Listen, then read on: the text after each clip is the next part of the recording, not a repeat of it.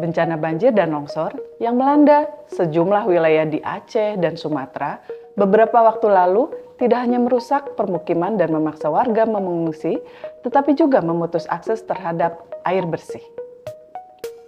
Di tengah kondisi darurat, masyarakat terpaksa bergantung pada bantuan air minum. Sementara kebutuhan terus meningkat setiap hari. BRIN melalui teknologi Arsinum menghadirkan solusi cepat dengan mengolah air dari sumber setempat melalui tahapan pengolahan hingga memenuhi standar air minum di lokasi bencana. Teknologi ini menjadi bukti nyata bahwa riset hadir untuk menjawab kebutuhan masyarakat. Bagaimana teknologi Arsinum ini bekerja dan bagaimana perannya dalam membantu masyarakat di situasi darurat? Telah hadir bersama kita Insinyur Wahyu Hidayat, MSI, Riset dari Pusat Riset Lingkungan dan Teknologi Bersih BRIN. Selamat datang Pak Wahyu, apa kabar? Alhamdulillah sehat. Pak Ina sehat? Alhamdulillah Pak, sehat.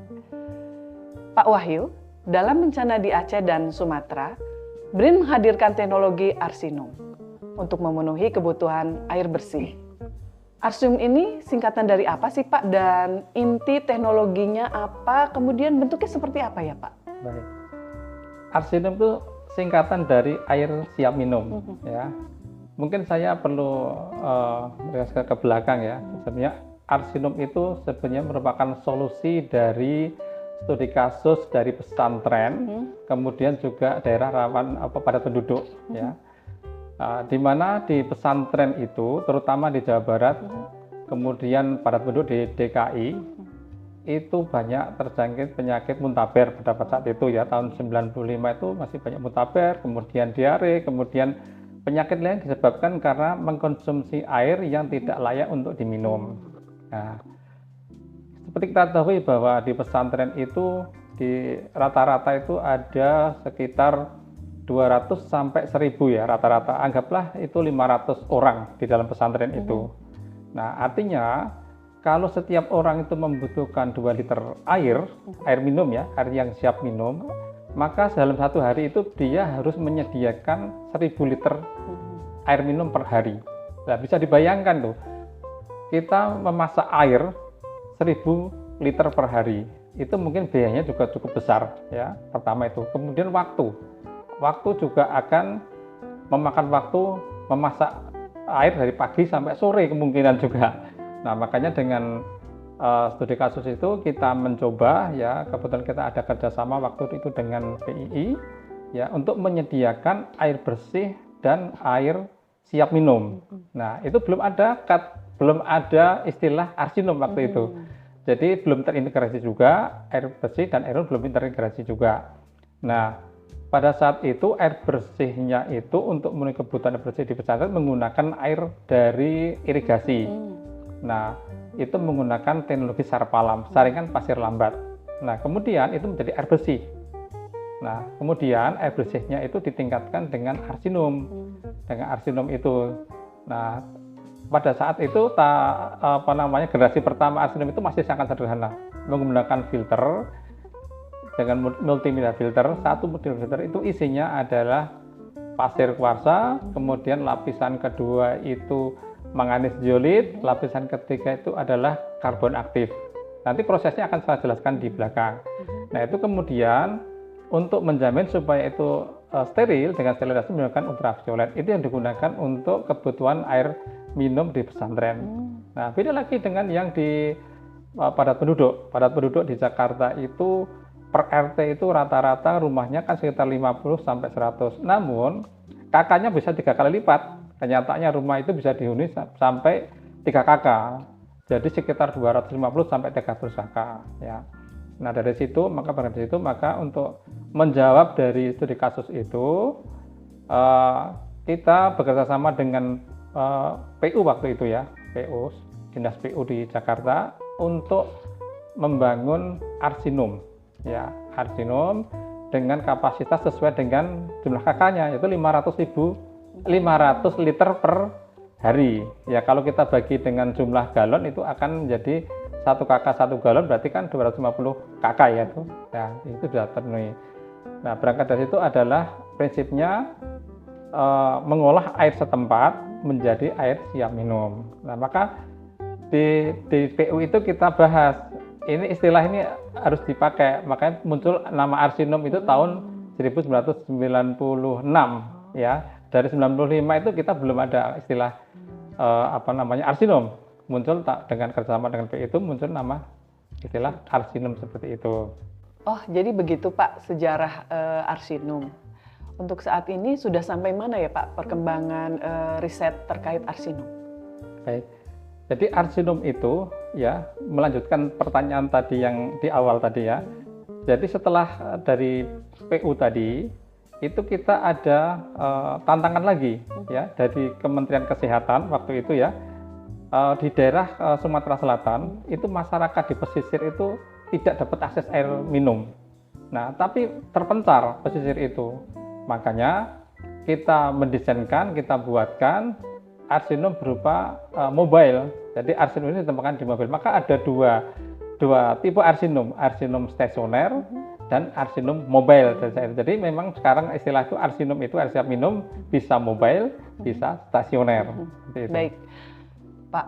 Bagaimana sih Pak prinsip kerja arsinum hingga bisa mengubah air banjir yang kualitasnya tidak baik menjadi layak diminum? Nah, prinsip dari arsinum ini sebetulnya tadi yang disampaikan ada intake air baku, pre-treatment, ada post-treatment, dan distribusi. Jadi, intake air baku itu perlu dikenali dulu, airnya seperti apa. Ya, misalkan airnya itu air gambut, itu kan bisa air gambut bisa warnanya coklat, ya, rasanya asam, bahkan bisa tercampur dengan air asin, air laut, bisa juga. Nah, kemudian air yang di pegunungan kapur itu mengandung kesadahan, itu dikenali dulu. Kemudian juga air yang tercemar. Jadi semua air yang akan kita ambil itu dikenali dulu seperti apa, kemudian baru disesuaikan pre-treatmentnya. Ya, misalkan air gambut ya, dengan rasanya yang asam, bisa juga asin, bisa juga warnanya coklat, itu setelah pre-treatment dipersiapkan dulu pre-treatmentnya ya, supaya bisa menghilangkan warna, menghilangkan dari warna, kemudian dari rasa asam, yaitu dengan peningkatan pH. Nah, kemudian juga dari rasa asin. Nah, itu nanti akan dihilangkan di pre-treatmentnya ya. Kecuali rasa asin tadi, itu tidak bisa dihilangkan di pre-treatment, harus dihilangkan di treatmentnya. Nah, jadi prinsip air banjir itu bisa mengolah air apa saja yang pada saat terjadinya bencana. Jadi intinya air apa saja yang dari bencana itu bisa terolah menjadi air siap minum, dipersiapkan pre-treatment yang kuat ya. Nah, prinsip dasar dari arsinum untuk kondisi bencana itu harus cepat bisa mengolah kecepatan. Jadi prinsipnya kelebihannya adalah produksi cepat dengan fluktuasi kualitas air bakunya yang berfluktuasi, tapi menghasilkan air minum yang stabil, baik jumlahnya atau debitnya maupun kualitasnya itu stabil, tidak berubah. Jadi misalkan kekeruan tinggi, air banjir itu biasanya didominasi dengan kekeruan tinggi, ya berfluktuasi. Kadang-kadang itu lumpur, benar-benar lumpur, kadang-kadang itu juga kekeruhan, tapi hasilnya tetap tidak berubah, artinya tidak berfluktuasi. Seperti itu. Baik. Selanjutnya Pak, bagaimana sih Pak memastikan air yang dihasilkan aman diminum, kemudian apa ada parameter uji, bagaimana rujukan standarnya dan SOP operasionalnya Pak? Di peralatan tersebut sebenarnya sudah ada beberapa alat pengukur ya, alat pengukur, kemudian ada berupa pressure gauge juga ada, flow meter juga ada, TDS meter juga ada. Itu supaya untuk menjamin bahwa kualitas air yang akan diolah nanti itu lebih bagus sebagai air siap minum ya. Katakanlah tadi misalkan untuk yang pre-treatment tadi ada itu namanya back filter, cut filter, ultrafiltrasi, itu tidak boleh melebihi dari tekanan 2 bar ya, seperti itu, dipertahankan seperti itu. Nah, kemudian flow meter juga seperti itu, debitnya diseimbangkan antara produk dengan rejectnya atau buangan, itu diseimbangkan. Jangan sampai melebihi produknya jauh melebihi dari rejectnya dibuang. yaitu untuk menjamin supaya nanti hasilnya juga memenuhi baku mutu ya. Selain itu juga ada TDS meter terakhir, TDS meter untuk mengukur total disosolid padatan terlarut, yaitu sebagai parameter supaya menjamin bahwa air yang nanti keluar adalah sudah memenuhi baku air minum. Nah, itu adalah parameter yang terukur di alat ya. Tapi sebelum kita mendistribusikan air siap minum itu harus ada uji lab ya, ada uji lab itu khusus ya, lab kimia, fisika dan biologinya. Nah, itu membutuhkan waktu 1 minggu. Jadi pada waktu kita beroperasi, kita trial sambil menunggu hasil lab itu, nanti kita akan produksi ya untuk membersihkan. Kan itu di lembaran ada bahan pengawet segala macam ya. Nah, itu nanti itu kita running, kita buang, kemudian selama 1 minggu itu sambil menunggu hasil lab itu. Setelah hasil lab itu memenuhi baku mutu sebagai air minum baru didistribusikan. Jadi ada 2 meter ya, tadi yang dari lab tadi, kemudian dari peralatan ukur yang ada di peralatan itu sendiri. Itu harus diperhitungkan. Baik. Ya. Pak, berapa banyak sih air yang bisa dihasilkan oleh 1 unit arsinum? Ya, arsinum itu sebetulnya by design ya. By design artinya gini, kebutuhannya berapa sih yang mau dipenuhi ya. Misalkan basisnya adalah 10.000 liter air minum ya. Maka kita harus mengolah air itu yang kita ambil itu adalah 30.000 liter. Artinya perbandingan 1:3. Jadi arsinum itu 1 paket, air bersih dan air siap minum. Jadi kita menyedot air itu 30.000 liter ya. Kemudian 10.000 liternya itu diolah menjadi air siap minum. Yang 20.000 itu sebagai air bersihnya, seperti itu.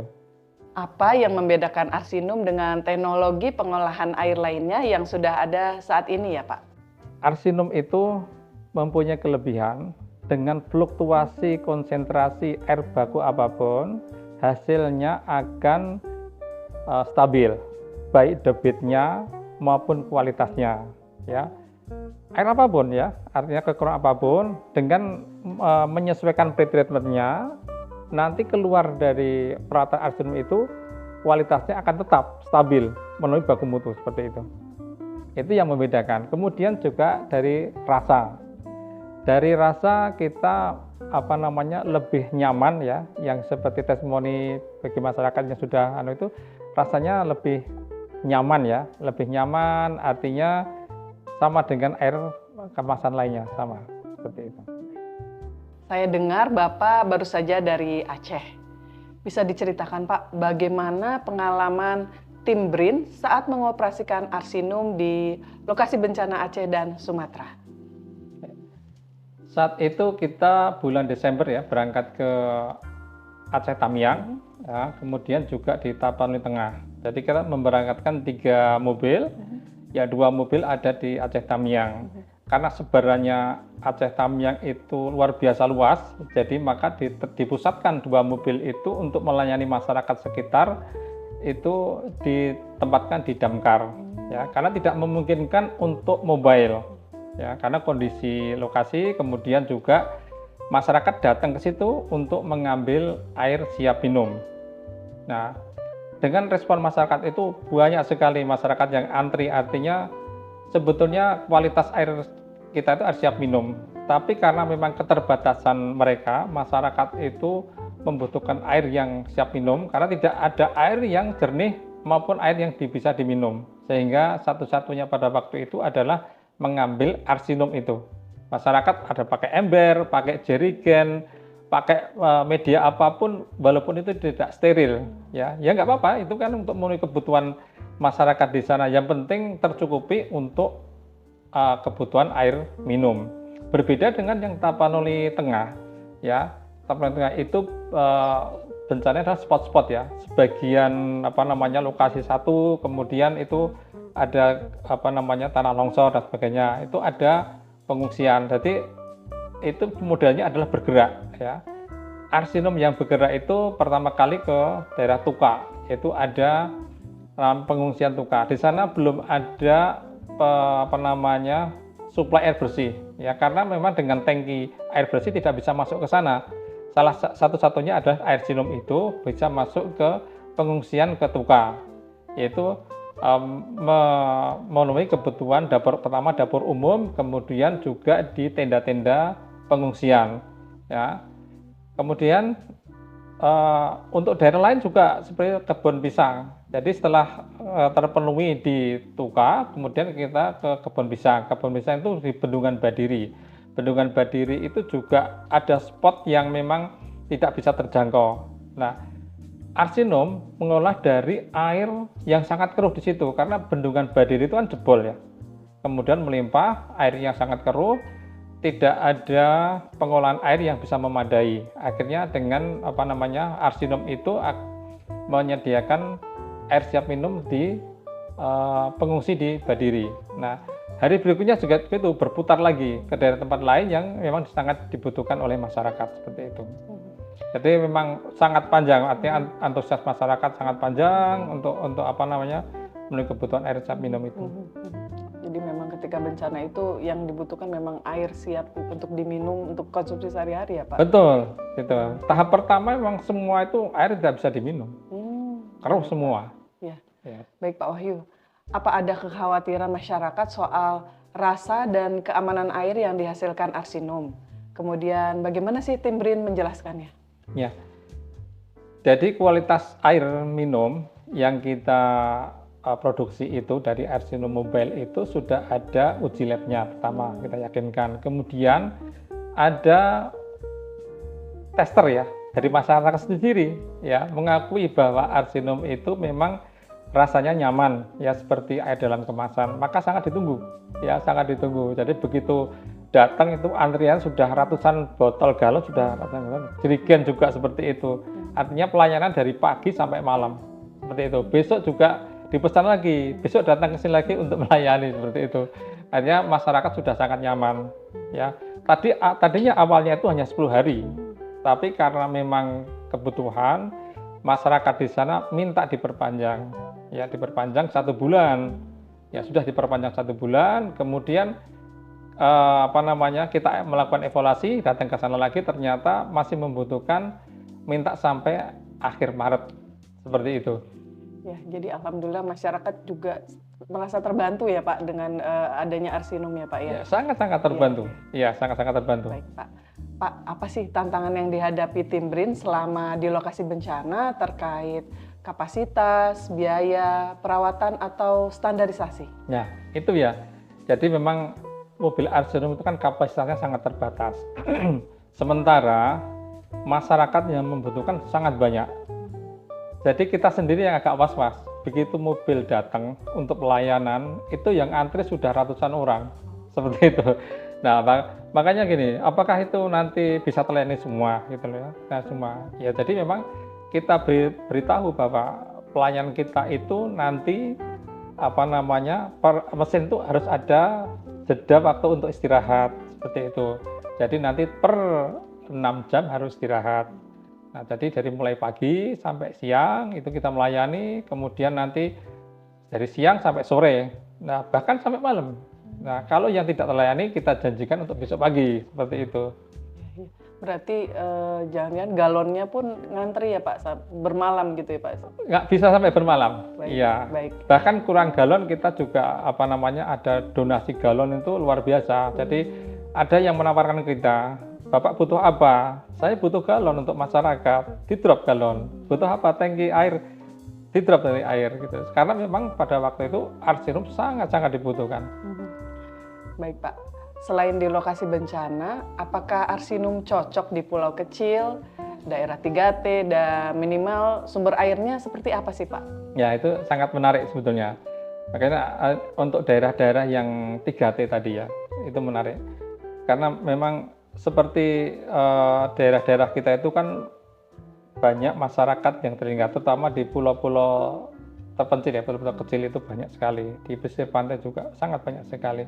Nah, itu mereka juga tidak ada akses untuk air minum. Mereka memenuhi air minum itu dengan air hujan biasanya. Kalau kondisi kemarau, mereka harus melangkah ke pulau yang ada airnya. Jauh, biayanya sangat mahal. Nah, dengan seperti itu, maka Arsinum sebenarnya sangat-sangat dibutuhkan untuk daerah-daerah yang sangat tertinggal itu. Baik. Bagaimana sih Pak kesiapan teknologi Arsinum untuk dihilirisasi atau digunakan secara lebih luas oleh pemerintah daerah maupun industri? Ya, Arsinum ini kita sudah mempunyai 3 paten ya.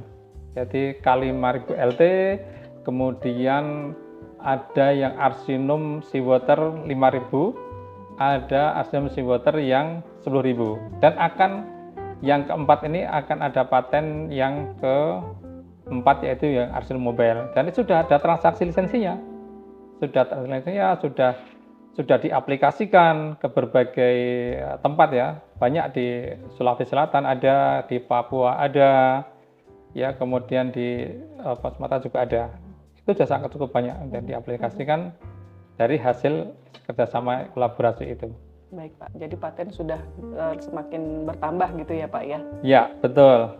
Dan pemerintah daerah juga sudah mengalokasikan dana ya untuk aplikasi Arsinum ini melalui dari transaksi paten tadi. Baik Pak. Pak terakhir Pak Wahyu, apa harapan Anda terhadap pemanfaat teknologi Arsinum ke depan, khususnya dalam mendukung kesiapsiagaan bencana di Indonesia? Ya. Daerah bencana kita itu sebetulnya sangat luas ya. Jadi pengalaman dari kita ke Aceh kemudian ke Tapeng kemarin itu, Pemda itu merasa belum siap ya, belum siap karena tidak ada peralatan khusus yang untuk mengolah air banjir menjadi air siap minum yang sekualitas masyarakat bisa nyaman. Artinya masyarakat sudah biasa memakai air kemasan. Ya, banyak sebetulnya alat-alat itu yang sama dengan Arsinum, cuma kualitasnya berbeda.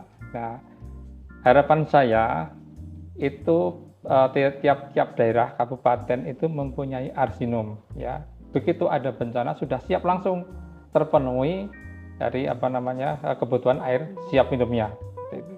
Jadi tidak usah harus menunggu dari Di kota Jakarta. ya Pak Iya, ya, betul. dari Jakarta harus dikirim ke Aceh misalnya Betul. gitu ya Pak ya. Jadi Iya. Penanganannya lambat ya Pak kalau misalnya harus menunggu dari Jakarta. Betul, ya, Pak, sangat lambat. Saya katakan sangat lambat sekali karena memang ya aksesnya terputus ya. Kalau alatnya sudah ada di tempat masing-masing, artinya kan lebih cepat ya. Lebih cepat bisa tertangani, masyarakat butuh air karena memang pada waktu saat bencana itu air minum, air bersih itu jadi kebutuhan utama. Tadi Bapak bilang bahwa Arsinum baiknya tersedia di setiap daerah untuk membantu percepatan penanganan bencana, khususnya memenuhi kebutuhan air bersih dan air siap minum. Nah, kalau pemerintah daerah atau industri yang tertarik menggunakan teknologi Arsinum, bisa menghubungi siapa ya Pak? Arsinum itu sudah ada patennya ya, dan sudah terlisensikan. Jadi ada mitra lisensi. Jadi bisa menghubungi ke inventornya, ya seperti saya juga inventornya ya. Kemudian juga ada mitranya juga, bisa menghubungi mitra dari pemegang lisensi seperti itu. Dan sudah ada e-katalognya juga. Oh, gitu. Jadi lebih cepat lah. Baik, jadi sudah ada e-katalog ya? Sudah Pak? ada. Baik Pak Wahyu. Teknologi Arsinum membuktikan bahwa riset mampu memberikan solusi nyata bagi masyarakat, terutama dalam situasi darurat. Dengan inovasi ini, akses air siap minum dapat tersedia lebih cepat, lebih aman, dan lebih mandiri. Terima kasih kawan BRIN atas kebersamaannya. Saya Inawati, pamit undur diri. Sampai jumpa di BRIN Talkshow berikutnya. Salam riset dan inovasi untuk negeri.